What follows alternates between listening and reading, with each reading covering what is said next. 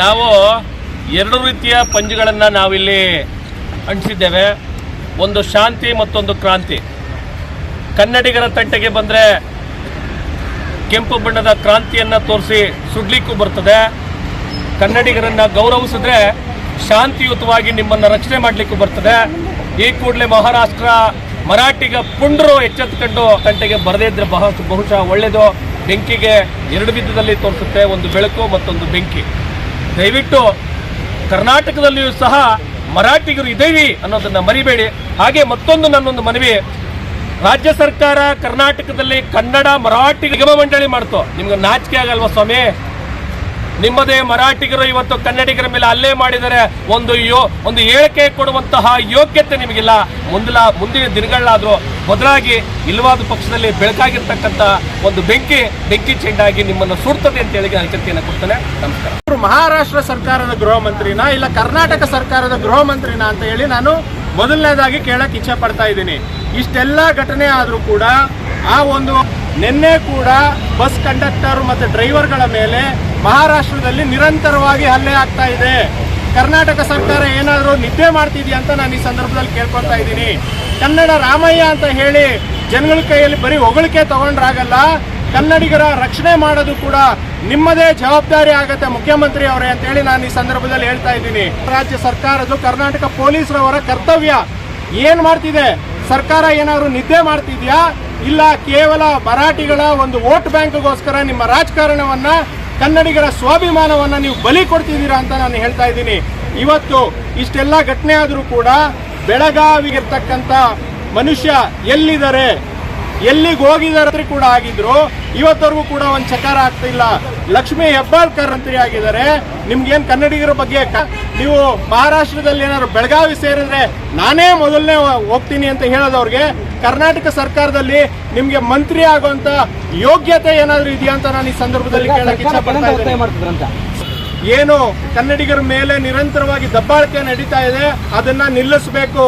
ಮತ್ತು ಪೊಲೀಸ್ ಇಲಾಖೆ ಬೆಳಗಾವಿನಲ್ಲಿ ಕಮಿಷನರ್ ಇಂದ ಹಿಡಿದು ಆ CPI ವರೆಗೂ ಕೂಡ ಅವ್ರನ್ನ ಬೆಂಗಳೂರಿನಲ್ಲಿ ಮಾಡ್ತಾ ಇರುವಂತ ಹೋರಾಟ ಇದೇ ರೀತಿ ಪದೇ ಪದೇ MES ಪುಂಡರು ಏನಾದರೂ ತಮ್ಮ ಅಟ್ಟಹಾಸವನ್ನ ಬೆಳಗಾವಿಯಲ್ಲಿ ಮೆರೆದಿದ್ದೇ ಆದ್ರೆ ನಾವು ಬೆಳಗಾವಿಗೂ ನುಗ್ಗಿ ಹೋರಾಟಗಳನ್ನ ಬೆಳಗಾವಿಗೆ ನುಗ್ಗಿ ಪ್ರತಿಭಟನೆಗಳನ್ನ ಬೆಳಗಾವಿಗೆ ನುಗ್ಗಿ ಮರಾಠಿಗರನ್ನ ಹೊಡಿಬೇಕಾಗ್ತದೆ. ಹುಷಾರ್ ಹೇಳ್ತಾ ಇದೀವಿ, ಇದೇ ಕೊನೆ ಆಗ್ಲಿ.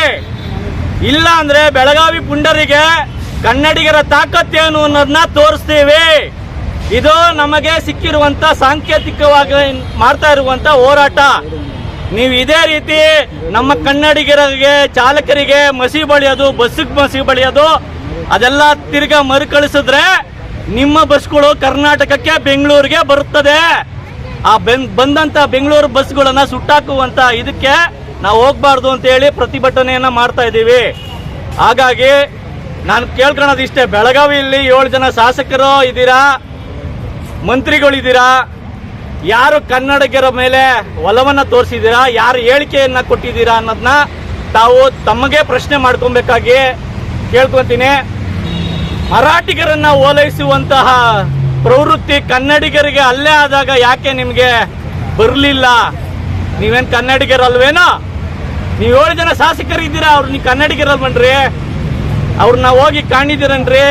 ಹೊಡೆದವ್ರಿಗೆ ಅಲ್ಲೇ ಆದವ್ರಿಗೆ ಏನಾದರೂ ಹೋಗಿ ನೋಡಿದ್ದೀರಾ? ಇಲ್ಲ ತಾನೇ? ನೀವು ಈ ಕೂಡಲೇ ನಿಮಗೆ ಕನ್ನಡಿಗರ ಮೇಲೆ ಒಲವು ಮತ್ತು ಪ್ರೀತಿ ಇಲ್ಲ ಅಂದ್ರೆ ದಯಮಾಡಿ ರಾಜೀನಾಮೆಯನ್ನ ಕೊಡಿ. ನಾವು ಇನ್ನೂ ಕನ್ನಡಿಗರ ಮೇಲೆ ಇರುವಂತ ಪ್ರೀತಿ ವಿಶ್ವಾಸವಿರುವಂತ ಶಾಸಕರನ್ನ ನಾವು ಆರಿಸ್ತೀವಿ. ಇದೇ ಎಚ್ಚರಿಕೆ, ಕೊನೆ ಎಚ್ಚರಿಕೆ. ದಯಮಾಡಿ ಹೇಳ್ತಾ ಇದ್ದೀನಿ, ಈ ರೀತಿ ಇನ್ನೊಂದ್ಸಲಿ ಏನಾದರೂ MES ಪುಂಡರು ಏನಾದರೂ ಅಟ್ಟಹಾಸವನ್ನ ಮೆರೆದಿದ್ದೇ ಆದಲ್ಲಿ ನಮ್ಮ ಕನ್ನಡಿಗರ ವಿಜಯ ಸೇನೆ ನುಗ್ಗಿ ಹೊಡಿತದೆ ಅನ್ನೋದು ಸ್ಪಷ್ಟವಾಗಿ ಹೇಳ್ತಾ ಇದ್ದೀವಿ. ಇವತ್ತು ಪಂಜಿನ ಪ್ರತಿಭಟನೆಯನ್ನ ಮಾಡ್ತಾ ಇದ್ದೀವಿ. ಎಲ್ಲರಿಗೂ ನಮಸ್ಕಾರ. ಚಾಲಕರನ್ನ ತಡೆದು ಹೊಡೆದ ಮಾತ್ರಕ್ಕೆ ನೀವು ಗಂಡಸರು ಅಂತಂದ್ರೆ ನಿಮ್ಮಂತ ನಪುಂಸಕರು ಈ ಭೂಮಿ ಮೇಲೆ ಯಾರು ಇಲ್ಲ. ತಡೆದು ಹಲ್ಲೆ ಮಾಡ್ತೀರಿ ಅಂತಂದ್ರೆ ನಮಗೂ ಕೂಡ ಮಹಾರಾಷ್ಟ್ರದ ಗಾಡಿಗಳು ಕರ್ನಾಟಕ ತುಂಬಾ ಓಡಾಡ್ತವೆ. ನಿಮ್ಮಂತ ಹೇಡಿಗಳಾಗಿದ್ರೆ ನಾವು ಆ ಕೆಲಸ ಮಾಡ್ತಿದ್ದೋ. ನಾವು ಆ ಕೆಲಸ ಮಾಡಿಲ್ಲ ಅಂತಂದ್ರೆ ಕನ್ನಡಿಗರು ಶಾಂತಿ ಪ್ರಿಯರು ಅನ್ನೋದಕ್ಕೆ ಇದು ನಿರ್ದಿಷ್ಟ ಉದಾಹರಣೆ. ಯಾವನೋ ಛತ್ರಿ ಮಾರನಲ್ಲ ನಮ್ಗೆ ಐಕಾನ್. ಐಕಾನ್ ಅಂದ್ರೆ ಮೈಸೂರು ಮಹಾರಾಜರು ನಮ್ಗೆ ಐಕಾನ್. ಛತ್ರಿ ಮಾರುನಲ್ಲ, ಸಾಂಬಾರ್ ಪದಾರ್ಥ ಮಾಡೋನಲ್ಲ ನಮ್ಗೆ ಐಕಾನ್. ಕನ್ನಡಿಗರಿಗೆ ಐಕಾನ್ ಮೈಸೂರು ಮಹಾರಾಜರು. ಯಾರು ಹಿಂದೂ ಐಕಾನ್ಗಳು ಯಾರು ಇಲ್ಲ ಇಲ್ಲಿ. ಹಿಂದೂ ಐಕಾನ್ಗಳು ಕೃಷ್ಣದೇವರಾಯರು ಹಿಂದೂ ಐಕಾನ್, ಅಕ್ಕ ಬುಕ್ಕರು ಹಿಂದೂ ಸಾಮ್ರಾಜ್ಯವನ್ನು ಕಟ್ತವರು ನಮಗೆ ಐಕಾನ್, ಕಿತ್ತೂರು ರಾಣಿ ಚೆನ್ನಮ್ಮ ನಮ್ಗೆ ಐಕಾನ್, ಸಂಗೊಳ್ಳಿ ರಾಯಣ್ಣ ನಮ್ಗೆ ಐಕಾನ್. ಇಂತಹ ರಾಜ ಮಹಾರಾಜರುಗಳಿರುವಂತಹ ಜಾನ್ಗಳಲ್ಲಿ, ಇಂತಹ ರಾಜ ಮಹಾರಾಜರುಗಳು ಜನಿಸಿದಂತಹ ಈ ಭೂಮಿನಲ್ಲಿ ಪಕ್ಕದ ಮನೆ ಅಂಕಲ್ನ ಅಪ್ಪ ಅಂತ ಹೇಡಿಗಳು ಹೇಳ್ತಾರಲ್ಲ, ಅಂತ ಹೇಡಿಗಳಿಗೆ ಮೊದಲು ಧಿಕ್ಕಾರವನ್ನು ಕೂಗ್ತಾ ಕನ್ನಡಿಗರ ಚಿಂತೆಗೆ ಬಂದ್ರೆ, ಕನ್ನಡಿಗರನ್ನ ಕೆಣಕದ್ದೇ ಆದ್ರೆ ಮುಂದೊಂದು ದಿನ ಮಹಾರಾಷ್ಟ್ರ ಗಾಡಿಗಳಿಗೆ ಕರ್ನಾಟಕದ ರಸ್ತೆಗಳಲ್ಲಿ ಬೆಂಕಿ ಹಾಕುವಂತ ಕೆಲಸಗಳನ್ನ ಸ್ವಾಭಿಮಾನಿ ಕನ್ನಡಿಗರು ಪ್ರಾಮಾಣಿಕವಾಗಿ ಮಾಡೇ ಮಾಡ್ತೀವಿ ಅಂತ ಹೇಳಿ ಎಚ್ಚರಿಕೆ ಕೊಡ್ತಾ ಇದ್ದೀವಿ.